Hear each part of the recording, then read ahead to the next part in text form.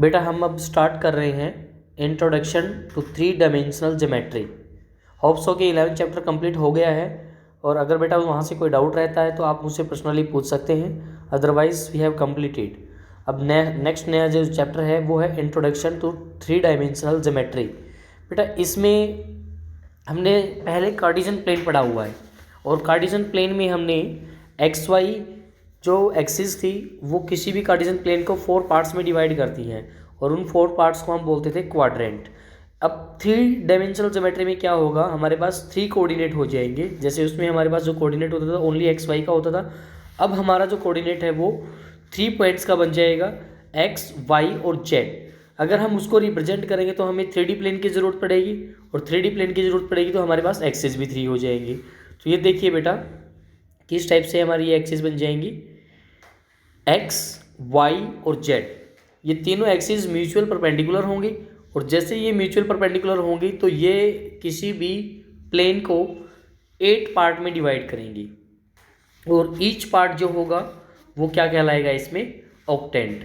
2 dimensional जो geometry थी उसमें हमारा ईच पार्ट क्वाड्रेंट कहलाता था, लेकिन 3 डायमेंशनल ज्योमेट्री में जो ईच पार्ट होगा वो हमारा ऑक्टेंट कहलाएगा। ये देखिए बेटा एक्स एक्सिस हमेशा कहाँ होगी, बिल्कुल फ्रंट पे होगी, आपको दिखाई भी दे रही है, ठीक है। एक्स एक्सिस, ये वाली एक्स एक्सिस, और बेटा ओरिजिन से पीछे क्या रहेगा, एक्स डैश मतलब नेगेटिव ऑफ एक्स एक्सिस। और बेटा राइट साइड में आपको वाई पॉजिटिव दिखाई दे रहा है, और लेफ्ट साइड में Y dash means negative of Y axis. Upper part पे आपको जेड एक्सिस दिखाई दे रही है ओ से ऊपर, और बेटा नीचे जो पार्ट है ओ जेड, वो Z negative of Z axis, ठीक है। इस तरह से ईच जो पार्ट बनेगा वो हमारा ऑक्टेंट बनेगा। और बेटा ऑक्टेंट क्यों कहा गया है, क्योंकि इसमें 8 इक्वल पार्ट्स बने हैं, 8 पार्ट्स बने हैं, और 8 ईच पार्ट को ऑक्टेंट कहा गया है। ये 8 पार्ट बने कहाँ कहाँ हैं, अगर आप इसको फिगर को ध्यान से देखें, वैसे तो 3D फिगर को बेटा एक मूवमेंट पे हम देख नहीं पाएंगे, जब इस फिगर को चारों तरफ से घुमा के देखेंगे तो हमें ईजिली इसकी स्टडी समझ में आ जाएगी। जैसे अभी आप देख पा रहे हैं एक्स वाई जेड, अगर मैं कोई पी पॉइंट ले लेता हूँ, पी पॉइंट अगर वो जैसे जैसे मूव कराऊंगा मैं आपको उन ऑक्टेंट के बारे में भी बताऊंगा। अगर ये वाला पी पॉइंट, ये देखिए बेटा नेक्स्ट नीचे जो फिगर में 12.2 फिगर में ये पी पॉइंट आपको दिखाई दे रहा है एक्स वाई जेड, ये पॉइंट है कहाँ पे, एक्स वाई और जेड, ये दोनों की तीनों की डिस्टेंस पे है ये पॉइंट, ठीक है। ये हमारा एक्स भी लिए हुए है, और वाई डिस्टेंस भी लिए हुए हैं, और जेड डिस्टेंस भी लिए हुए हैं, ये हमारा फर्स्ट ऑक्टेंट हो गया। अगर यही पॉइंट इसके बैक साइड में चला जाए, इसके बैक साइड में चला जाए तो कहाँ चला जाएगा बेटा, ये पॉइंट बैक साइड में चला जाएगा तो ये नेगेटिव एक्स एक्सिस के, ये पी पॉइंट पीछे चला जाएगा कहीं। अगर वो पीछे चला जाएगा तो इसके कोऑर्डिनेट क्या बन जाएंगे, -x, ठीक है, और क्या बन जाएगा y, और क्या बन जाएगा z, ठीक है। दिखाई दिया बेटा। अगर ये पॉइंट आगे है, फ्रंट पे है, तो ये आपको only positive X Y Z दिखाई दे रहा है, तीनों ही पॉजिटिव हैं। अगर ये पीछे चला जाए तो बेटा एक्स एक्सिस जो है वो नेगेटिव हो जाएगी, और एक्स एक्सिस नेगेटिव हो जाएगी तो वहाँ पे वैल्यू एक्स की नेगेटिव हो जाएगी, ठीक है। इस फर्स्ट जो साइड पे है, जो फ्रंट पे है, उसको हम फर्स्ट ऑक्टेंट बोलेंगे, और जो पीछे है उसको हम बोलेंगे सेकंड ऑक्टेंट। अगर बेटा ये पीछे से लेफ्ट में चला जाए, अगर ये पीछे से लेफ्ट में चला जाए, पीछे से लेफ्ट में कहाँ चला जाएगा, पीछे से लेफ्ट में उस पॉइंट पे चला जाएगा उधर।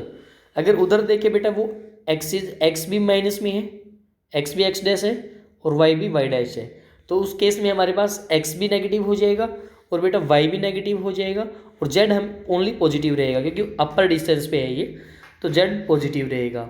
X negative, Y negative, Z positive. First quadrant में तीनों पॉजिटिव थे, सॉरी फर्स्ट ऑक्टेंट में तीनों पॉजिटिव थे। नेक्स्ट में हमारे पास एक्स नेगेटिव, दोनों पॉजिटिव थे, और थर्ड ऑक्टेंट में हमारे एक्स और वाई नेगेटिव हो जाएंगे और जेड पॉजिटिव हो जाएगा। फिर बेटा लेफ्ट से फ्रंट पे आ जाए, अगर लेफ्ट से फ्रंट पे आ जाएगा तो वो इस पोर्शन पे आ जाएगा, ठीक है। इस पोर्शन पे आने के बाद एक्स पॉजिटिव हो गया, वाई नेगेटिव है, और बेटा जेड पॉजिटिव है, तो क्या हो जाएगा negative positive, sorry positive negative positive, इसमें सिंबल ये वाले हो जाएंगे। चारों ऑक्टेंट में समझ में आ गया होगा। फर्स्ट ऑक्टेंट में हमारा plus plus plus, second octant में minus plus plus, third octant में माइनस माइनस प्लस, और फोर्थ में प्लस माइनस प्लस, ठीक है, आप साथ साथ नोट भी कर सकते हैं बेटा और इसको बनाकर भी देख सकते हैं। ठीक है, ये तो हो गया बेटा अपर पार्ट के। अगर मैं जेड के नेगेटिव में देखना चाहूँ, जेड के नेगेटिव कहाँ होगा, जेड का नेगेटिव होगा नीचे। जेड का नेगेटिव जैसे नीचे है तो फर्स्ट जो पी पॉइंट आपको ऊपर दिखाई दे रहा था, अगर बेटा मैं इस पी पॉइंट को नीचे ले जाऊँ, ठीक है, यहाँ कहीं होगा। इसमें देखिए एक्स इधर आगे क्या है, पॉजिटिव, और बेटा वाई कैसा है, पॉजिटिव, ओनली जेड नेगेटिव है। तो इस पे कोऑर्डिनेट जो फिफ्थ क्वाड ऑक्टेंट हो जाएगा, इसमें जो साइन होंगे वो क्या होंगे हमारे, पॉजिटिव पॉजिटिव जेड नेगेटिव। ठीक, X positive Y positive Z negative. फिर बेटा उसी की तरह अगर ये कोऑर्डिनेट यहाँ के बजाय पीछे चला जाए, ठीक है, ये नीचे ही तो है लेकिन पीछे भी है, पीछे बैक साइड में, अगर बैक साइड में चला जाता है तो एक्स भी हमारा नेगेटिव आ जाएगा क्योंकि एक्स डैश में चला गया, वाई पॉजिटिव हो जाएगा और जेड हमारा नेगेटिव हो जाएगा। तो क्या बन जाएगा, नेगेटिव पॉजिटिव नेगेटिव। फिर बेटा उसके लेफ्ट में चला जाए, लेफ्ट में कहाँ, इधर कहीं आ जाए पीछे, ठीक है, बिल्कुल पीछे नीचे, तो उसमें कहाँ है, एक्स नेगेटिव वाई नेगेटिव और बेटा जेड भी नेगेटिव। ठीक है, तीनों ही चीज़ नेगेटिव आ गई। और बेटा आगे आ जाए तो आगे आ जाने के बाद एट ऑक्टेंट में X positive Y negative Z negative. तो इस हिसाब से बेटा आपको सभी के सभी ऑक्टेंट के साइन पता चल गए होंगे। इनकी एक टेबल बना लेना और फिर आप इजीली, जैसे हमारे क्वाड्रेंट में बता पाते थे ना इजीली कि किस क्वाड्रेंट में हमारा ये कोऑर्डिनेट लाई करता है, वैसे ही थ्री पॉइंट्स का अगर कोई कोऑर्डिनेट होगा तो वो भी आप इजीली बता पाओगे कि वो कहाँ होगा। ठीक है, लेट्स सी द नेक्स्ट। ये देखिए बेटा, ठीक है, जैसे इन्होंने बनाया है, ये फर्स्ट आगे बनाया है, अगर इसके पीछे जाए तो सेकंड, इसके लेफ्ट में जाए तो थर्ड और उसके जस्ट फ्रंट में आ जाए तो फोर्थ। फिर बेटा यही नीचे चलेगा तो फिफ्थ, इसके बैक साइड में चला जाएगा तो सिक्स्थ और उसके लेफ्ट में चला जाएगा सेवन्थ और उसके फ्रंट में आ जाएगा तो बेटा एट्थ। ठीक है, ये देखिए 8 के 8 ऑक्टेंट के आपको सिंबल बताए गए हैं, जैसे हमने मेजर किए थे वही ये आप टेबल बना सकते हैं इजीली। ठीक है, जैसे हमने वहाँ पे बताया था आपको। उसके बाद देखिए नेक्स्ट क्या है, उसके बाद ये नेक्स्ट 12.1 एक्सरसाइज स्टार्ट हो जाती है। एक और बात बताइए बेटा, अगर कोई भी कोऑर्डिनेट एक्स वाई प्लेन पर है तो एक्स वाई प्लेन पर तो कन्फर्म है बेटा, एक्स वाई प्लेन पर तो जेड जीरो होगा, वाई जेड पर एक्स जीरो होगा और जेड वाई पर देखो एक्स वाई प्लेन है तो वहाँ पर कोऑर्डिनेट क्या होंगे, एक्स वाई और जेड जीरो होगा। ठीक है, अगर वाई जेड प्लेन है तो वहाँ पे एक्स जीरो होगा, जीरो वाई और जेड कोऑर्डिनेट होंगे। अगर हमारे पास जेड एक्स कोई प्लेन है वहाँ पे एक्स जीरो और जेड कोऑर्डिनेट होंगे। ठीक है, इस टाइप से होंगे। अगर कोई कोऑर्डिनेट एक्स एक्सिस पर है वहाँ पे वाई और जेड जीरो हो जाएंगे, वाई एक्सिस पर है वहाँ पर जेड और एक्स जीरो हो जाएंगे, और अगर वो एक्स एक्सिस पर है वहाँ पे वाई और जेड जीरो हो जाएंगे। ठीक है, एक्स वाई जेड तीनों एक्सिस पे है तो उसको छोड़कर बाकी दूसरे जो कोऑर्डिनेट हैं वो सब जीरो हो जाएंगे। तो इस टाइप से आपको इजीली पता चल गया है भाई किस प्लेन में कैसे कोऑर्डिनेट रहने वाले हैं। ठीक है, अब देखो बेटा यहाँ पे 12.1 एक्सरसाइज है, ये बेटा मेरे कराने की बिल्कुल भी नहीं है, आप बहुत आसानी से इसको कर सकते हो। जैसे कोई पॉइंट एक्स एक्सिस पर लाई कर रहा है तो वाई कोऑर्डिनेट और जेड कोऑर्डिनेट उसके जीरो होंगे। अगर बेटा एक्स वाई प्लेन पर है तो आप वाई कोऑर्डिनेट के बारे में क्या कहना चाहोगे, जीरो होगा वो। अगर नेम द पॉइंट ऑक्टेंट, आपको ये बताना है कि ये तीसरे वाले किस किस ऑक्टेंट में होंगे, ये भी हमने 8 के 8 ऑक्टेंट के जैसे सिंबल कर लिए हैं। तो उसके बाद आप इजीली आप बता पाओगे कि ये कोऑर्डिनेट जो है वो कहाँ लाई कर रहे हैं। ठीक है, नेक्स्ट देखिए तो फिलिंग द ब्लैंक्स से ये भी आप बेसिक नॉलेज के आधार पर बेटा ये भी आप कंप्लीट कर सकते हो। ठीक है, नेक्स्ट देखिए डिस्टेंस बिटवीन 2 पॉइंट। आपको बेटा डिस्टेंस फॉर्मूला पता है, 2 पॉइंट के बीच का डिस्टेंस फॉर्मूला क्या होता था, ये आपको इजीली पता है, x2 माइनस x1 का square plus y2 minus y1 का स्केयर। और बेटा ये 2 कोऑर्डिनेट तक था, अगर साथ में बेटा थर्ड कोऑर्डिनेट और आ जाए तो z2 माइनस z1 का स्केयर भी हमारा हो जाएगा। ठीक है, ये डिस्टेंस फॉर्मूला हो जाएगा, x2 माइनस x1 का square plus y2 minus y1 का square plus z2 minus z1 का स्केयर। अगर 3D में भी हमें 2 पॉइंट के बीच की डिस्टेंस निकालनी है तो बिल्कुल सेम एज यूजुअल फॉर्मूला हमें यूज़ करना पड़ेगा। उसके बाद नेक्स्ट देखिए क्या टॉपिक है, क्या डिस्टेंस, क्या बेस है, बिल्कुल यही है। अगर हमारे पास डिस्टेंस आ गई तो हमारे पास कोऑर्डिनेट देकर ये पूछ सकता है किस टाइप का ट्रायंगल है, हम आसानी से बता पाएंगे कि ये किस टाइप का ट्रायंगल है। देखिए 12.2 में first question, second question, third question, fourth question, इसमें क्या पूछा हुआ है, फर्स्ट के चारों पार्ट में आपसे डिस्टेंस पूछी हुई है। Easily you can tell. Second है show that the points are collinear. आपको पता है हम पॉइंट्स को कोलिनियर दो तरीके से प्रूव कर सकते हैं। एक तो है बेटा हमारा डिस्टेंस फॉर्मूला, और दूसरा हमारा सेक्शन फॉर्मूला, और तीसरा भी हम एरिया वाले फॉर्मूले से भी हम इजीली बता पाते हैं। लेकिन यहाँ पर हमें ओनली डिस्टेंस अभी तक बताया गया है, तो हम डिस्टेंस फॉर्मूला का हम यूज़ कर सकते हैं। डिस्टेंस फॉर्मूले में क्या है, हम सपोज कर लेते हैं पहला जो कोऑर्डिनेट है वो क्या है, ए है, दूसरा जो कोऑर्डिनेट है वो है बी, और तीसरा कोऑर्डिनेट जो है वो है सी। अब हम डिस्टेंस निकाल लें बेटा ए बी, बी सी और सी ए। तो बेटा इस टाइप से अगर हम डिस्टेंस निकाल लेते हैं तो A B plus B C equal to C A आना चाहिए। अगर ऐसा हो गया तो बेटा वो क्या होंगे, वो एक ही लाइन पर तीनों के तीनों कोऑर्डिनेट होंगे, और एक ही लाइन पे होंगे तो हम उनको क्या कहेंगे, कोलिनियर पॉइंट्स कहेंगे। उसके बाद नेक्स्ट देखिए, verify the vertices of the isosceles triangle. You know very well about the isosceles triangle. Isosceles triangle की कंडीशंस को सेटिस्फाई करेंगे तो ये कोऑर्डिनेट क्या हो जाएंगे, आइसोसेलेस हो जाएंगे। अगर बेटा राइट एंगल पूछा है तो राइट एंगल के बता देंगे। और तीसरा नेक्स्ट जो क्वेश्चन है वो क्या पूछा हुआ है, पैरेललोग्राम, कोऑर्डिनेट ऑफ पैरेललोग्राम। आपको पैरेललोग्राम की कंडीशन भी पता है क्या होती है, opposite sides are equal, diagonals are bisecting each other. तो इस टाइप से हम पैरेललोग्राम के भी कर सकते हैं। फोर्थ देखिए, equation of set of points which are equidistance from a given point. बेटा एक कोई पॉइंट ले लेते हैं हम, एक पॉइंट ले लिया हमने, कोई सी ओ पॉइंट ले लिया, ठीक है। ओ पॉइंट के कोऑर्डिनेट मान लिया हमने एक्स वाई जेड। अब बेटा इन्होंने कहा है कि ये वाला पॉइंट और ये वाला पॉइंट दोनों इस ओ पॉइंट से इक्विडिस्टेंट है। इस अगर मैं इसको ए कोऑर्डिनेट मान लूँ और इसको बी कोऑर्डिनेट मान लूँ तो अपने पास क्या हो जाएगा, O A distance is equal to O B distance. इस टाइप के क्वेश्चन बेटा हमने 10th क्लास में भी किए हैं, ठीक है। O A is equal to O B, O A distance formula लगा लेना, ओ बी डिस्टेंस फॉर्मूला लगा लेना, फिर दोनों साइड स्केयरिंग कर लेना। आपको एक्स वाई में इक्वेशन एक्स वाई जेड में इक्वेशन मिल जाएगी। एक्स वाई जेड में इक्वेशन मिलने के बाद वो क्या हो जाएगी, आपके पास required equation of the set of points मिल जाएगी, ठीक है।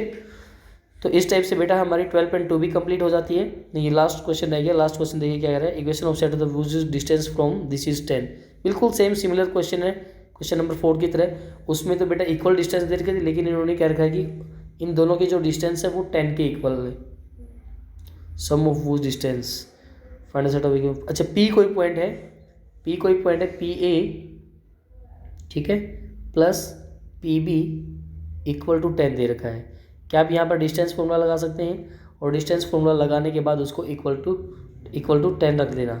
इक्वल टू 10 रखने के बाद फिर ये भी आपकी एक इक्वेशन बन जाएगी, और एक इक्वेशन बनने के बाद ये रिक्वायर्ड इक्वेशन ऑफ क्या बन जाएगी, पॉइंट्स बन जाएगी जो इन्होंने कहा है हमें, ठीक है। इस टाइप से बेटा आप 12.1 और 12.2 दोनों एक्सरसाइज को सोल्व कर सकते हो। अच्छे से ध्यान से आपको बेटा फेयर नोटबुक भी कंप्लीट करनी है। Thank you student. बेटा लास्ट वीडियो में हमने 3D का क्या क्या किया था, 3D के हमने ऑक्टेंट्स और हर एक ऑक्टेंट में क्या क्या सिंबल होते हैं कोऑर्डिनेट के वो हमने कर लिए थे, कि फर्स्ट ऑक्टेंट में क्या रहेगा, सेकंड ऑक्टेंट में क्या रहेगा, थर्ड ऑक्टेंट में क्या सिंबल रहेंगे, फोर्थ ऑक्टेंट में क्या रहेंगे, फिफ्थ, सिक्स, सेवन्थ, एट्थ, इन सभी में हमने कर लिया था। और बेटा हमने साथ में क्या कर लिया था, अगर हमारे पास दो कोऑर्डिनेट है उनके बीच का डिस्टेंस हम कैसे फाइंड आउट करते हैं, एज़ यूजुअल जो डिस्टेंस फॉर्मूला होता था बेटा उसी टाइप से हमने करना है। उसमें x2 माइनस x1 का square plus y2 minus y1 का square plus z2 minus z1 का स्क्वायर भी हमारा हो जाएगा। वहाँ पे ओनली हमारे पास दो ही डायमेंशनल में कोऑर्डिनेट होते थे, अब हमारे पास 3 डायमेंशनल में कोऑर्डिनेट होते हैं, तो साथ में z2 माइनस z1 का स्क्वायर भी यूज़ हो जाएगा। अब उसके साथ देखिए बेटा आपको उन डिस्टेंस का यूज़ करते हुए एक कोलिनियर क्वेश्चन हमने कल किया था। कोलिनियर क्वेश्चन बेटा अगर हमारे पास 3 कोऑर्डिनेट है, उन 3 कोऑर्डिनेट को अगर कोलिनियर प्रूव करना है तो sum of 2 sides is equal to third side हो जाए तो हम क्या कहेंगे, वो तीनों के तीनों पॉइंट क्या हैं, एक लाइन में है और एक ही लाइन में होने के कारण हम उनको कोलिनियर कह पाएंगे। फिर हमारे पास अगर 3 कोऑर्डिनेट दे रखे हैं तो हमसे पूछ सकता है वो आइसोसेलेस ट्रायंगल पूछ सकता है, राइट एंगल ट्रायंगल पूछ सकता है, और हमसे क्या पूछ सकता है, इक्विलेटरल ट्रायंगल भी हमसे पूछा जा सकता है। और अगर हमारे पास 4 कोऑर्डिनेट दे देंगे तो 4 कोऑर्डिनेट देकर वो आपसे टाइप्स ऑफ क्वाड्रिलेटरल पूछ सकता है, जैसे पैरेललोग्राम, रोम्बस, स्क्वायर, जिस इन सभी के बारे में जब हम 10th चैप्टर कर रहे थे बेटा, सॉरी 10th चैप्टर ही कर रहे थे ना, कौन स्ट्रेट लाइन में हमने इन सभी क्वाड्रिलेटरल के टाइप्स को डिस्कस किया था। तो उसी टाइप से आप वो सारे का सारा बेस अब यहाँ पे भी यूज़ कर सकते हैं। अपने पास ओनली कोऑर्डिनेट दे रखे हैं। अगर हमने पैरेललोग्राम प्रूव करना है तो हम क्या करेंगे, पैरेललोग्राम प्रूव करना है तो हम क्या करें कि उसके जो डायगोनल है, डायगोनल के जो कोऑर्डिनेट हमें दिए हुए हैं उनका मिड पॉइंट अगर सेम होगा तो हम कह सकते हैं कि that will makes a parallelogram, otherwise they can't. और राइट एंगल ट्रायंगल और आइसोसेलेस ट्रायंगल में तो आपको पहले से ही पता है आइसोसेलेस में 2 साइड इक्वल होती हैं। तो जो अगर हमारे पास 3 साइड में से 2 साइड इक्वल आ गई तो हम कह सकते हैं कि वो जो तीनों कोऑर्डिनेट है मिलकर एक आइसोसेलेस ट्रायंगल बनाएंगे। राइट एंगल ट्रायंगल में क्या होगा, पाइथागोरस को फॉलो करेंगे। पाइथागोरस को फॉलो करते हैं तो हम कह सकते हैं कि वो hypotenuse square equal to base square plus perpendicular square के इक्वल है, तो हम कह सकते हैं कि वो राइट एंगल ट्रायंगल के कोऑर्डिनेट होंगे। नेक्स्ट क्वेश्चन क्या है अपने पास, 4th क्वेश्चन है, फाइंड द इक्वेशन। ये भी हमने कर लिया था 4th और 5th। बेटा ये सारा ही एक्सरसाइज हमारी कंप्लीट हो गई थी 12.2। तो आज हम 12.3 स्टार्ट करते हैं। 12.3 में क्या है, अगर हमारे पास 2 कोऑर्डिनेट है, ठीक है, और 2 कोऑर्डिनेट किसी तीसरे कोऑर्डिनेट के द्वारा डिवाइड किए जा रहे हैं, तो वो उनको क्या करेगा, या तो इंटरनली डिवाइड करेगा या फिर उनको वो एक्सटर्नली डिवाइड करेगा। अगर वो इंटरनली डिवाइड करता है तो इंटरनली डिवाइड के लिए हमारा फॉर्मूला बनेगा इस टाइप से, mx2 प्लस nx1। अगर हमारे पास 2 कोऑर्डिनेट है, एक ये वाला और एक ये वाला, a और b। a के कोऑर्डिनेट है x1 y1 z1। क्या कोऑर्डिनेट है, x1 y1 और z1। और इसके कोऑर्डिनेट है हमारे पास x2 y2 और z2। इसको किसी तीसरे कोऑर्डिनेट के द्वारा डिवाइड किया गया है, वो किस रेशो में डिवाइड कर रहे हैं, m/n में, और उसके कोऑर्डिनेट बताने हैं हमें। तो उसके कोऑर्डिनेट हम किस टाइप से निकाल पाएंगे बेटा, mx2 प्लस nx1 बाय में m plus n। Internally divide कर रहा है तो ठीक है, ये तीनों फॉर्मूले हमारे इसी टाइप से यूज हो जाएंगे। अगर एक्सटर्नली डिवाइड कर रहा है तो वहाँ पर क्या हो जाएगा, हमारा रेशो माइनस में यूज़ हो जाएगा। m/n है ना, तो बीच में हम क्या यूज़ करेंगे, बीच में नेगेटिव साइन यूज़ कर लेंगे, नीचे भी और ऊपर भी, ठीक है। अगर हमारे पास मिड पॉइंट फॉर्मूला, अगर हम मिड पॉइंट निकालने के लिए कहें तो मिड पॉइंट फॉर्मूले की तरह ही हम उसी टाइप से निकाल पाएंगे जैसे ये दिखाए हुए हैं हमारे यहाँ पर, ठीक है।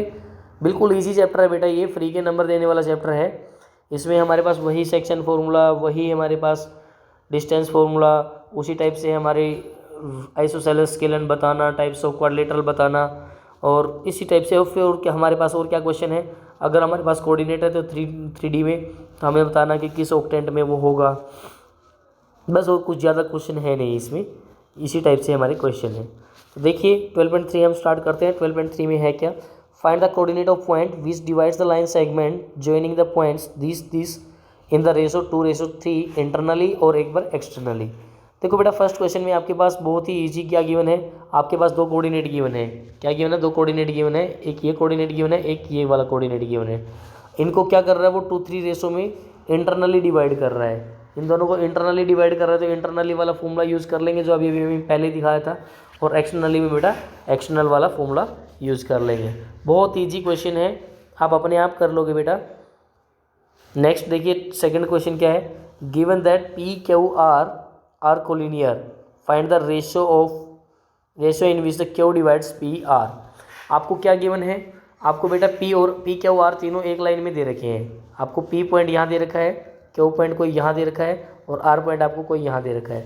P के भी कोऑर्डिनेट हमें दे रखे हैं और R के भी कोऑर्डिनेट हमें दे रखे हैं।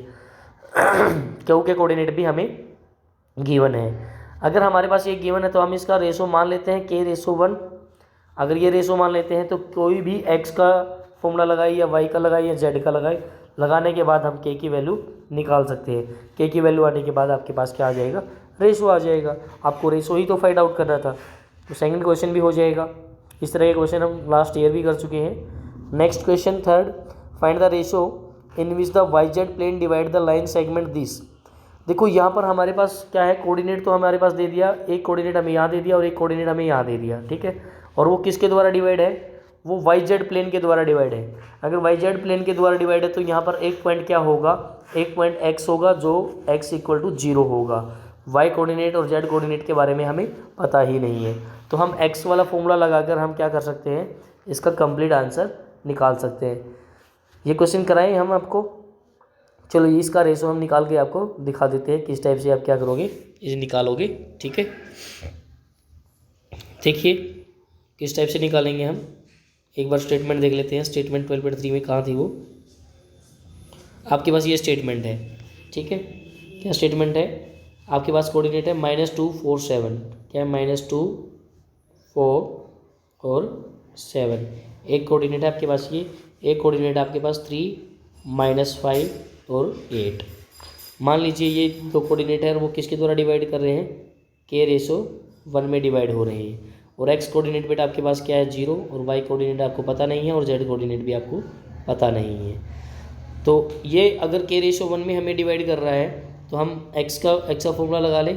क्या फॉर्मूला होता है, mx2 + n(x1) बाय में m+n। ठीक है, m की वैल्यू k है, k की x2 से मल्टीप्लाई हो जाए, k की x2 से मल्टीप्लाई हो जाए तो k की x2 से मल्टीप्लाई हो जाएगी तो कितना हो जाएगा बेटा, ये पीछे वाला चला ही गया है हमारा। चलो हम वैसे ही बता देते हैं, k की x2 से मल्टीप्लाई हो जाए तो कितना हो जाएगा, k की x2 हमारा कितना था 3, तो 3k हो गया, प्लस 1 की -2 से हो जाएगी तो कितना हो जाएगा, -2 हो जाएगा। बाय में कितना है k+1 और इक्वल टू क्या हो जाएगा हमारा 0।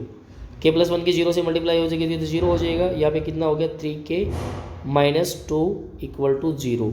तो यहाँ 3k = कितना हो जाएगा 2, और k की वैल्यू कितनी आ जाएगी बेटा 2/3। यानी कि क्या हो गया हमारा रेशो हो जाएगा 2:3।